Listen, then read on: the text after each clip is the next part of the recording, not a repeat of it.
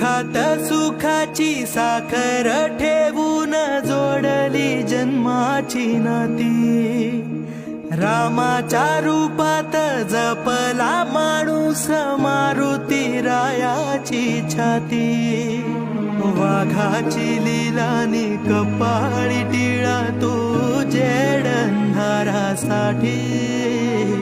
भनक भीतीची नवती भवती आभाळ रे माझ्या पाठी।